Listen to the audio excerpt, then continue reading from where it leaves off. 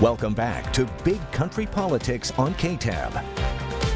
Well, hello and welcome to this week's Sunday Conversation here on Big Country Politics. I am Manny Diaz. This week our special guest is Senator Ted Cruz. Senator, welcome to the broadcast. Manny, great to be with you. Thank you for having me. Yes, sir. Well, the economy and the border are some of the major issues Americans and certainly Texans are concerned about. Let's begin with the economy. The Biden administration has said that we are on an economic comeback, touting low unemployment and GDP growth surpassing expectations. But when you go to the grocery store or look at interest rates, you see another ball game. How concerned are you about the state of the economy, and what can you do to help ease the minds of Texans when it comes to this issue?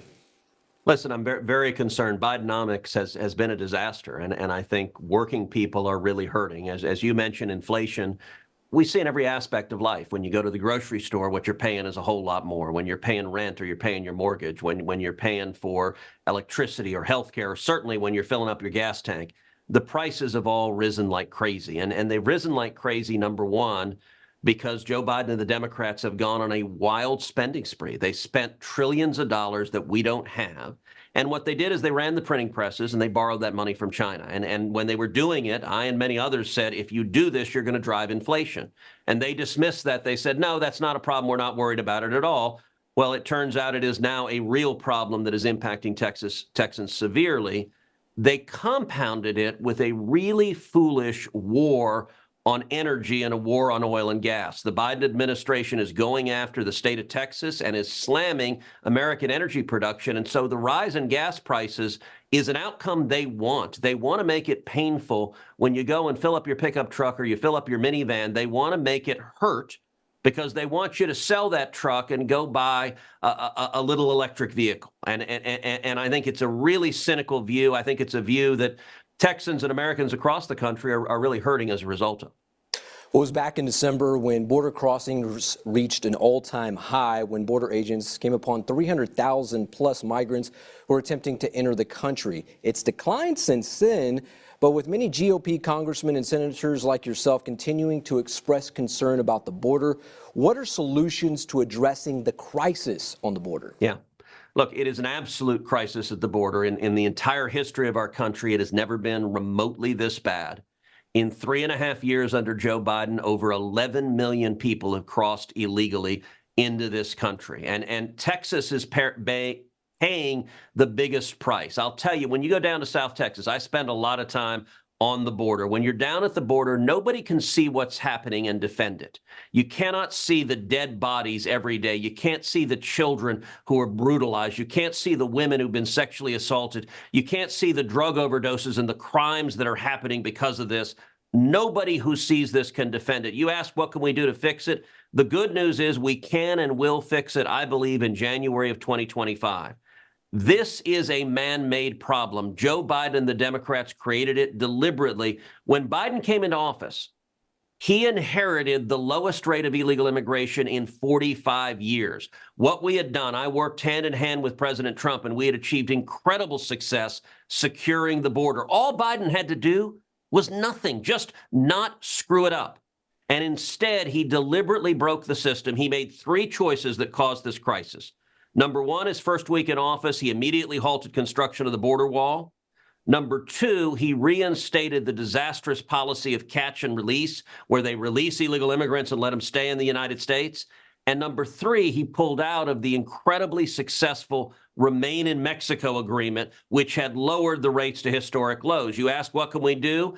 If President Trump is reelected, which I think he will be, I am confident the first week in office, he will reverse those 3 decisions, and we will see the numbers plummet. What we need is a president willing to enforce the law, and what we need is a Congress with a Republican majority willing to fight to secure the border and to keep our country and our citizens safe.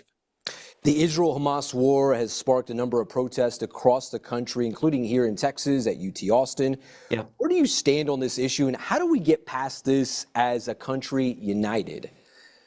Listen, Manny, it's heartbreaking what is happening at college campuses, and you watch these anti-Israel, these anti-Semitic protests that are blatantly pro-Hamas. If you look at Columbia University, the protesters there were chanting, "We love Hamas, we support Hamas." The Hamas terrorists on October 7th committed an utterly unspeakable and inhuman set of atrocities. They murdered over 1,200 civilians. They murdered women and children. They raped women and children.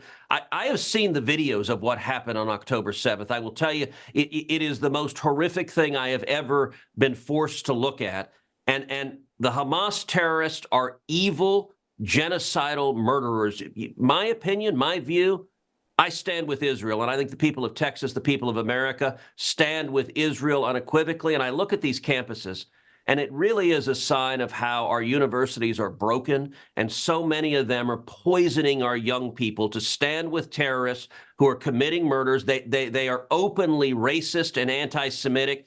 At the University of Washington, they were chanting to Jewish students, "Go back to the gas chambers." That is sick and twisted and wrong, and we need to unequivocally condemn it. And I will say I'm glad in Texas you see very different policies. Yes, we had protests at the University of Texas, but thankfully the governor and leadership there sent in the police and said, if you commit acts of violence, if you threaten other students, you will be arrested. And I'll tell you something amazing. So earlier this week, in one day, at UT, we had 77 arrests. Of those 77 arrests, 46 of them were not UT students. Many of these people going on to campuses are not even students. They are outside agitators that are being paid for by left-wing operations that are trying to foment dissent. I think that's deeply disturbing. In Texas, at least, we're going to enforce the law, and we're going to protect every student from threats of violence. All right, Senator Cruz, we got to let you go. Thank you so much for your time. And I look forward to maybe a little pickup game with you in D.C. at some point. Look, I understand you have a decent jump shot, so you know, I apologize right now if I throw an elbow or two. There we go. Senator Ted Cruz, thank you so much. Thank you. For our Texas Senator, I am Manny Diaz. We'll be right back. We continue things with Colin Allred. He is a congressman out of Dallas, U.S. Congressman. Now he's running for United States Senate. He is challenging Senator Ted Cruz. Congressman Allred, thank you so much for your time. Yeah, thanks for having me. In terms of the economy, it seems inflation is what it is. You can't get as much as what you could when you go to the grocery store. Interest rates are what they are. How concerned are you about all this? And certainly, if elected, how can you curb this and make life a lot better for the Texans and Americans? Yeah, listen, as I said, I was raised by a single mom who was a public school teacher in Dallas, and we don't pay our teachers enough. So, growing up, times were tough at times, and I know what it's like to swipe your debit card at the grocery store and say a little prayer, and sometimes have to put something back because you can't afford it. And so I recognize that any increase in costs impacts our most vulnerable Texans first and foremost. And that's why I've always been so focused on trying to lower folks' costs in every single way that I can, particularly around healthcare costs and the cost of prescription drugs. I'm really proud that I voted to help cap the cost of insulin at $35 a month for folks who are on Medicare. Unfortunately, Ted Cruz voted against that. We were trying to cap the cost of insulin for everyone, but also Ted Cruz opposed that and prevented us from doing that. And so I'm trying to find ways, whether it's in childcare, whether it's in healthcare, to try and make sure that we can control costs as much as possible for working folks, make it easier for them as we continue to recover from this pandemic. The border has been another major issue. We saw, record-breaking numbers in the month of December. It's since come down significantly since then, but members of the GOP are really kind of pushing something like this. As a Democrat, what's your approach to this? Do you see that there is a crisis on the border? How can you certainly help the folks here in Texas when it comes to that? Well, Manny, as I said, my family's from Brownsville. My grandfather was a customs officer after serving the Navy in the Pacific in World War II. That's where my mom and my aunt grew up. I spent a lot of my childhood in the Valley. And so I recognize that when we have these surges of migrants, it's our border communities that bear the brunt of that. And I've seen it myself, and I think this is a crisis that we have to respond to. And you're right, the numbers have come down from the record high that we had in December, where we had 300,000 crossings, 10,000 a day. They have come down significantly. I think there's some good policy work there to try and work with Mexico to help reduce that, because we shouldn't always be playing defense on our 1 yard line. But we need to have some fundamental changes as well to our immigration system and more resources to address the issue, which really largely is around asylum. A lot of these migrants are coming here and claiming asylum, 90% of them are going to be rejected, but it's going to take 5, 6, 7, sometimes 8 years for them to get that processed. We had a bill in the Senate, a bipartisan bill, to try and rush resources to this, for more immigration judges, for changes to the asylum process itself, for more CBP personnel, for more administrative personnel. This would have helped us solve this issue. And no state would have benefited more than Texas. And Ted Cruz took it down, not because he disagreed with the policy, but because he wants to have this issue to run on in November. I actually want to secure the border. I'll do it consistent with our values, and I won't play politics with this issue. Ted Cruz and, other Republicans have said, well, when Donald Trump wins, that they're kind of banking on that remain in Mexico type of policy. I guess as a Democrat, what would you say to that? Yeah. Listen, the Mexican government has already said that they're not going to agree to that policy again, and they're going to have their own elections coming up, and we'll see how that changes. But the fundamental issue here is that we have not addressed immigration at the federal level since the Reagan era. And we have to have a comprehensive approach to our immigration reform, to our immigration system, and to reform it to make it work better. And we know what those kind of legs of that stool look like, but we just need to have leaders in place who actually will do it instead of folks like Ted Cruz who just want to have this as a political issue. And so when I'm in the Senate, we will get something done on immigration. We'll have a comprehensive reform that will both help our economy by better matching our immigration system for the needs of our economy, that will secure our border, and that can help our dreamers and folks who are here who are undocumented come out of the shadows, folks who have followed the law and done the right things. Another issue aside from the border is leaning towards abortion, and we're certainly in the swing states that certainly were former President Donald Trump and President Biden are battling in.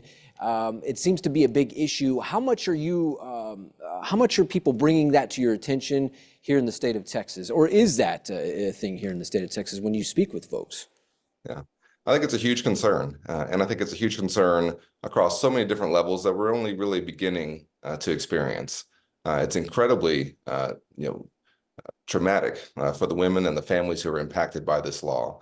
When you have the Houston Chronicle reporting that 26,000 Texas women have been forced to give birth to their rapist child, you know that there is a very serious problem.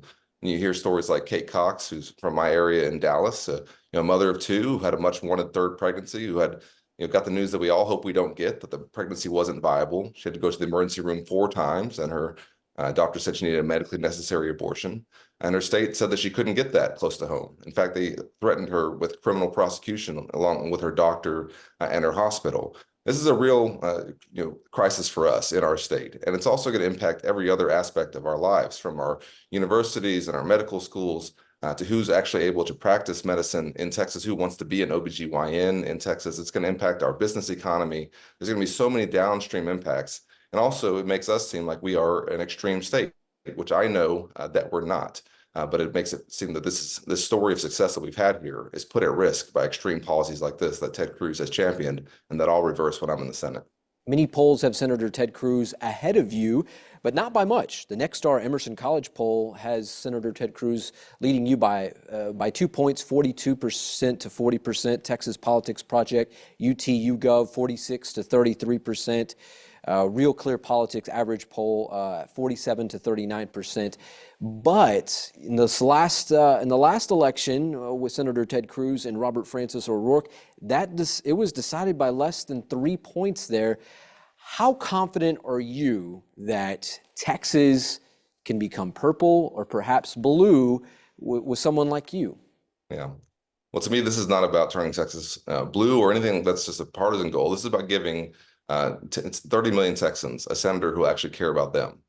Ted Cruz only cares about himself. And we've seen that over the course of his time in the United States Senate. That's how you can abandon us when 30 million Texans are freezing in the dark and go to Cancun, because you're really only in it if it's something that helps you or that gets you attention. That's why he's podcasting 3 to 5 times a week. That's why whenever there's a serious attempt to pass legislation, like we just passed recently with our national security package, you see all the serious folks end up coming together and finding a way to get that done on a bipartisan basis. And you see folks like Ted Cruz who never vote for it.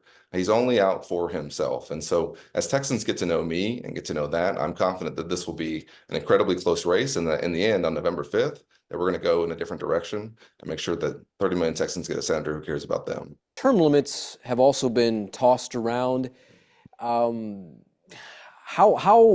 are your thoughts on that? Should there be career politicians? Your thoughts? Yeah, I certainly don't see myself as a career politician, and I never will be. But listen, I think it's interesting that Ted Cruz was saying that he wanted term limits, that it would have ended up that he'd be term limited now for this election. But I guess he's changed his mind. And so now he's obviously running for re-election. I recognize that there's a lot of frustration with our system. And that's what I see when I see folks talk about term limits, the frustration that people feel like that the folks who are there who are not getting the job done, that are not finding a way to come together and actually solve problems for them, because they go to work every day with folks who they disagree with, and they have to find a way to work together, and they wonder why we can't. And I agree with them. That's why I'm proud to be the most bipartisan member of the entire Texas congressional delegation. Out of all 38 of us, I'm the most bipartisan. I'm proud of trying to work across the aisle to help our veterans, to invest in our infrastructure, to help our economy by passing a trade deal with the Trump administration, the USMCA. These are efforts that I think show that when you have folks who are in it for the right reasons, they can get things done and actually help you and your family. And that's what I think folks are really talking about when we get into the term limit conversation, is how do we get rid of these folks who really aren't in it for the right reasons? If elected, would you hold yourself to a set amount of to a set term limit if something was to be put in place? All I can say is you won't see me dragging around the halls of Congress when I'm way past my ability. I will certainly find a way. I've got young kids, and I look forward to serving in many different ways, not just in office. Well, Congressman Allred, thank you so much for your time. Appreciate you. I imagine it's going to be a busy time between now and November 5th. Yeah. Well, thanks, Manny. I appreciate you. Yes, sir. Well, for Congressman Allred, who is challenging Senator Ted Cruz, I'm Manny Diaz, and this has been another Sunday Conversation right here on Big Country Politics. We'll see you next time. God bless.